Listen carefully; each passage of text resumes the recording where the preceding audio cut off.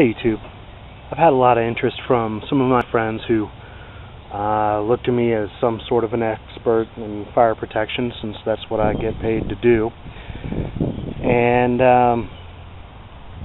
some of my friends who are somewhat concerned about the future and are looking to become more and more self-reliant have asked me what they can do to protect themselves from fire if you can't rely on a fire truck or a fire battalion to come to the rescue.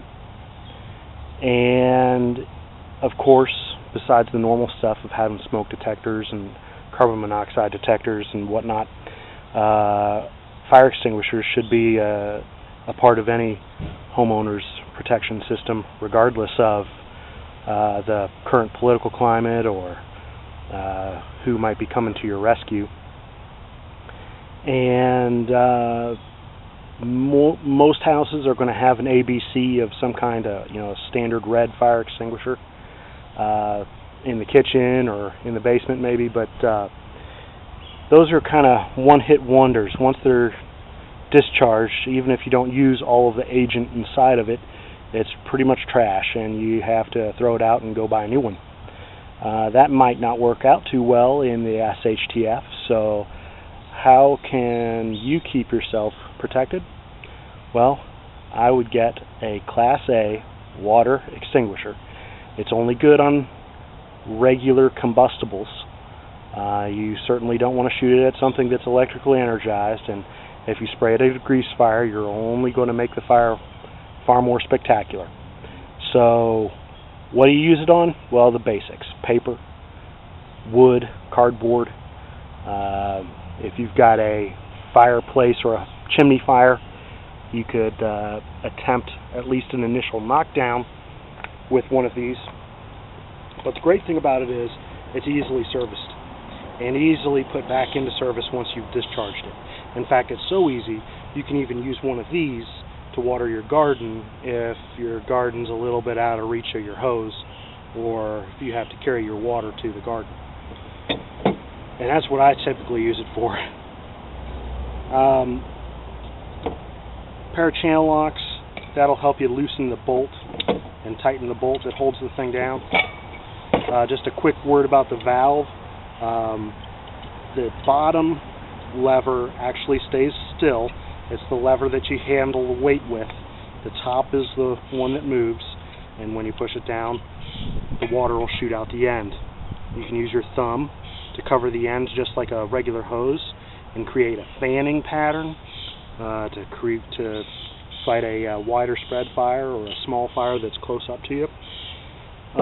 This part's the uptake, and it's where the water will go in, and it'll go up this and through this hose, and it carries about 2.5 gallons of water when it's full. Inside is a little plastic tube that indicates to you where to fill the water to. What you want to do is fill it to the bottom of this plastic tube. You'll know when you get there because the water will shoot up real quick at you, because this tube prevents this head area from getting filled. That ensures that you have enough head pressure, enough area for air to expand and push the water down and then out the hose. So put that in and then go for your hose to fill it up. Right. I've got a little nozzle on the end of my hose here that helps me conserve water and bleed the pressure off the line.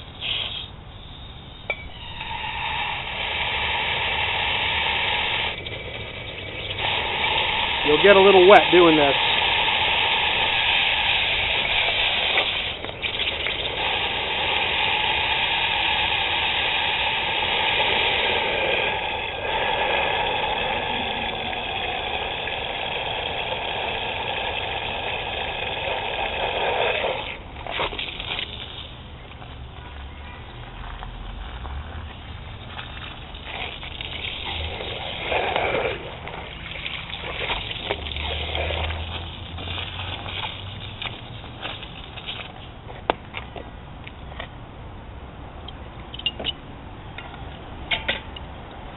Put this back in, tighten your nozzle down or your nut down.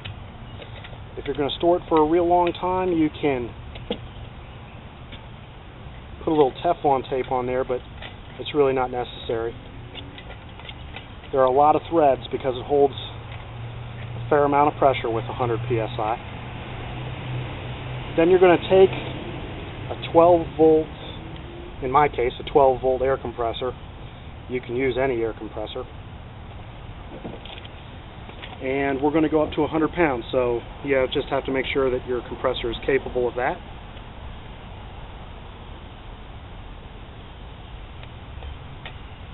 And then you turn it on.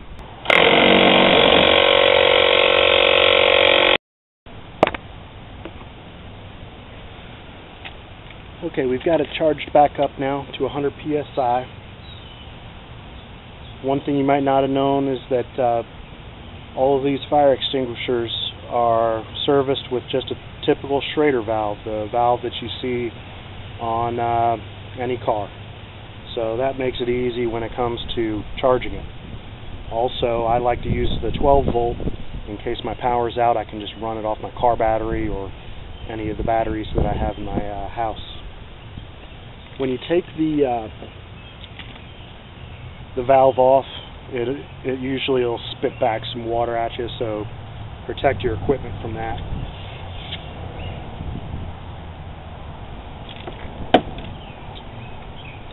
And there it is.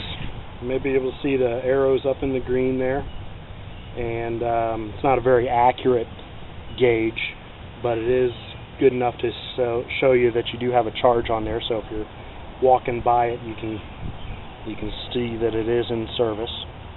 And let's shoot this thing off.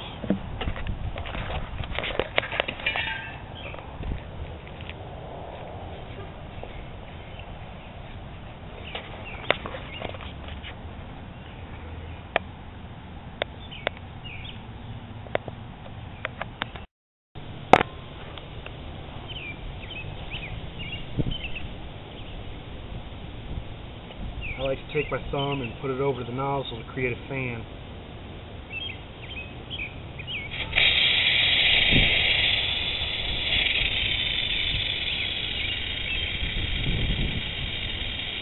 Getting a good 20 feet out of it.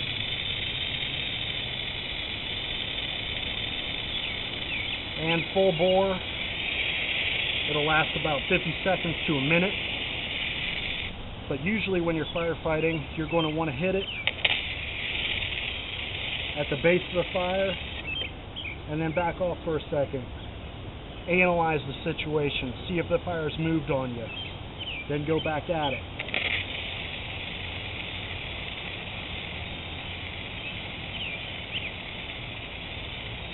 You'll start to feel the pressure going away. Your stream won't be going as far. At this point, if your fire isn't out, you need to be backing away. And in a moment, the air vapor will come out, and that's when the party's really over.